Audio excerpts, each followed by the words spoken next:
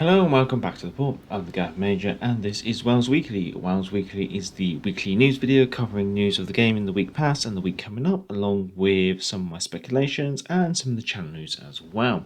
Well, first item to call is obviously we are in the first week of aircraft carrier testing. This week has seen the launch of the airstrike mode and the ability to test the two tier 3 aircraft carriers. So popular in fact that there were numerous server crashes on Monday due to the amount of the game population that was trying to test them out and play them, which was quite intriguing. I guess it only bodes well for the game, I guess, if the player base is willing to pick up their ears and test it and even return to the game potentially to see how it's changed, because it was notable that actually there was quite a lot of new players playing as well, judging by some of the badges that are visible during their matches. So obviously that means that next week we will be entering the second week of testing. So at the end of this week, the two tier 3 aircraft carriers will be removed from your fleet, and the two aircraft carrier commanders, it is believed that they will be removed from your commander roster, and you'll have to earn them again through the next aircraft carrier missions for next week, which will be for testing the two tier 5 carriers. Now, this testing is again going to be another week, and people got to grind for it and things like that. Those of you who have filled in the first fly form may potentially be picked to be granted the carrier straight off the bat. Although you may have to play like 1 or 2 games in standard in order to earn it.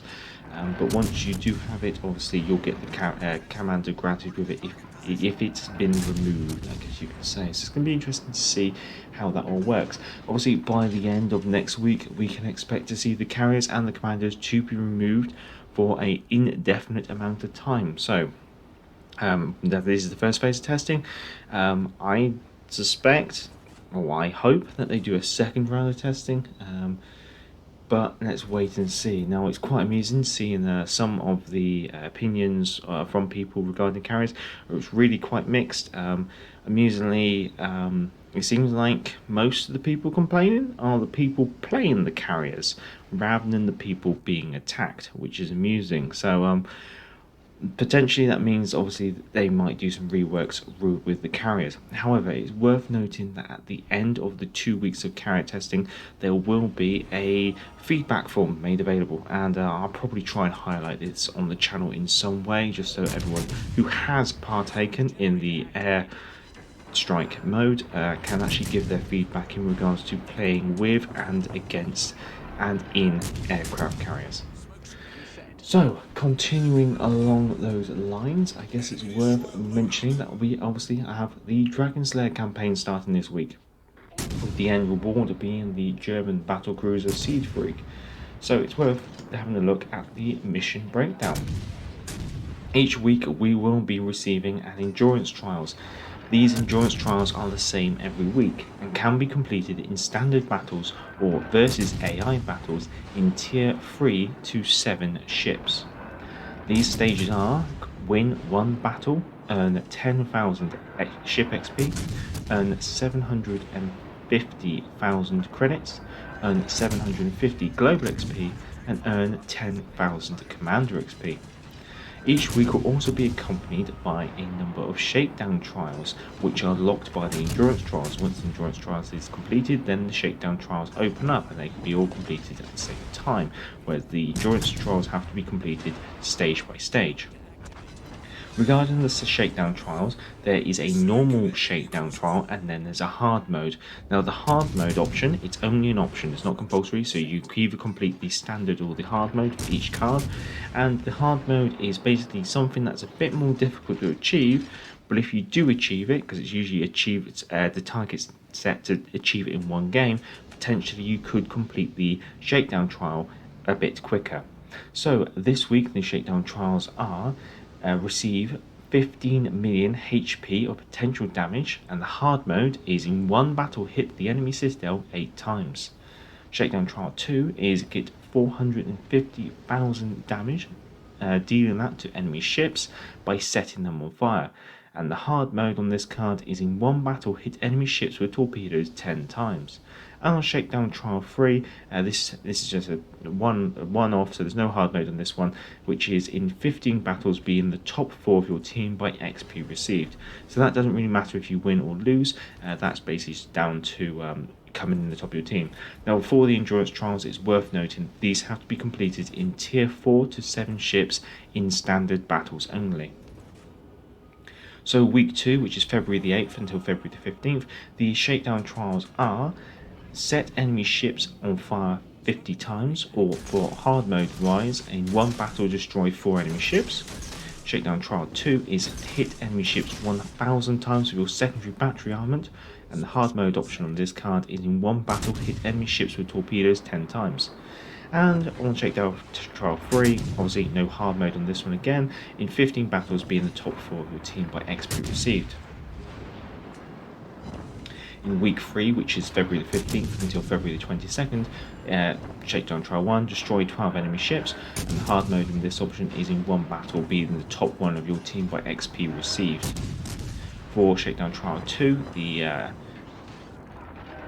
normal stage is hit the citadel of enemy ships 25 times, whereas the hard mode is set enemy ships on fire 12 times in one battle. And Trial 3, which obviously has no hard mode, is in the top in 5 battles being the top 2 of your team by XP received. For week 4, in Shakedown Trial, standard stage is hit enemy ships 1,500 times with your main battery armament, and the hard mode in this case is in one battle deal 140,000 damage to enemy ships with your main battery armament. Shakedown Trial 2 is in stage is just win 10 battles, or the hard mode is in one battle, earn 2 heroic achievements. These achievements are based on medals, and the medals are Confederate, Dreadnought, High Caliber, Kraken Unleashed, Solo Warrior, or Witherer. Shakedown Trial 3 is only just a standard stage, and that is in 5 battles being the top 2 of your team by XP received. Week 5, which is the 1st of March till the 9th of March, Shakedown Trial 1 is hit enemy ships citadels 20 times, and the hard mode is in one battle deal 45,000 damage to enemy ships by setting them on fire. Shakedown Trials 2 is earn 2,000 ribbons, whereas the hard mode is in one battle receive 3.5 million of potential damage. And Shakedown Trial 3 is in 10 battles being the top 3 of your team by XP received. So over the course of all of the endurance trials and shakedown trials, you'll be able to accumulate 2,500 renowned. However, in order to complete the campaign, you only need 2,475 renowned. So there is a little bit of a buffer. It's not much, but there is a little bit of a buffer, I guess you could say. Obviously, we have also seen that through the airstrike trials, or airstrike mode, you have the ability to actually earn some Royal Navy big crates. They're also available during the campaign, and you can also purchase them in store. Now these crates will grant you one of the following items: 3 Union Jack camos, which is 18%, 12 common ship XP boosters, which is the 12.57%, and that's exactly the same for the credit boosters, commander XP boosters, global XP boosters, or battle boosters, and they're all common. You can get 5 promotion orders at 8.5%, and then the drop rates for the British heavy cruisers, the Hawkins is 5.7, the Devonshire is 1.4, the Surrey is 0.57, and Insignia is a 0.71, that's only a single insignia, and the premium tier 5 British cruiser, the London, is 0.14% drop rate. And it's worth mentioning that if you already own a ship that can be dropped from this container, the ship will be removed from the possible drops. Now, there's also the big Royal Navy cruiser crates, which are available potentially some through the campaign, but also mostly from the store. Now, these have the following drop rates. 12 Union Jack camos is 16.3%.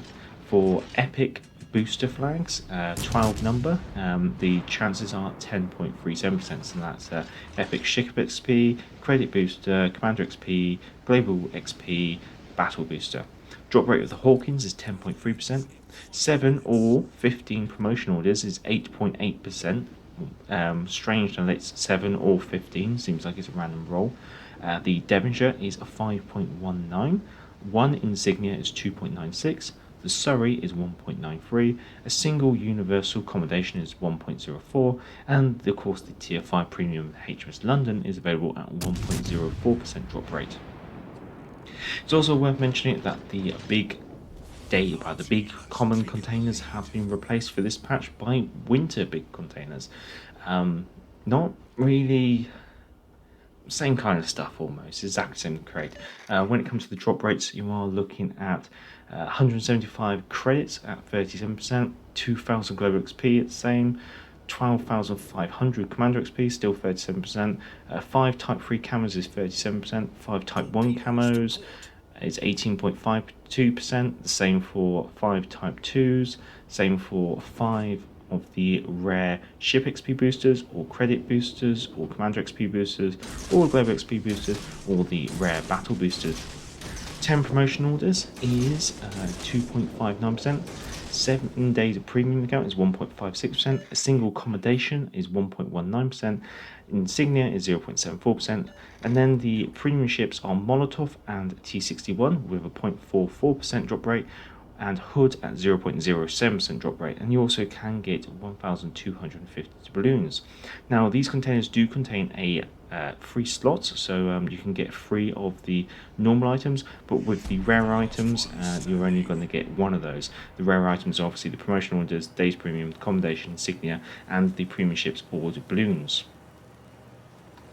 Now that's all the crates, and of course the drop rates for the Lunar New Year crates are available, but we won't be covering them off in this WoWs Weekly, as it doesn't seem much point, as it is a little bit of a distance off.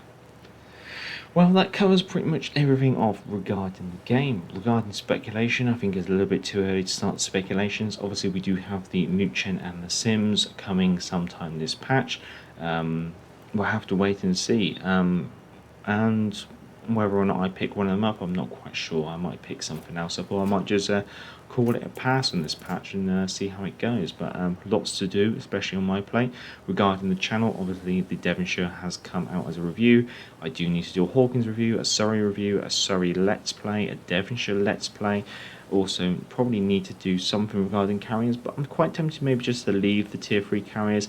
Tier 3 carriers are a nice thing just to dip your toe in, get a feel for the temperature of the water and see how it goes. But I think it's going to be the tier 5 carriers which really show where aircraft carriers are going to be going, and whether they're going to be completely OP as per in PC, or whether we're going to be looking at slightly more balanced type. At the moment things kind of bode well, but then we are only looking at tier 3.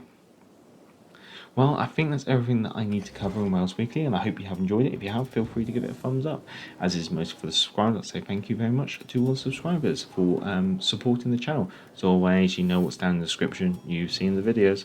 So until next time, I'm the Gaff Major, and back to the port. Hey, hey, clear the way, here comes the galloping Major. Bumpity, bumpity, bumpity, bump. Get out of the way there, you fellows, unless you want me to run you down. I guess this is the life. Now, hey, hey, clear the way, here comes the galloping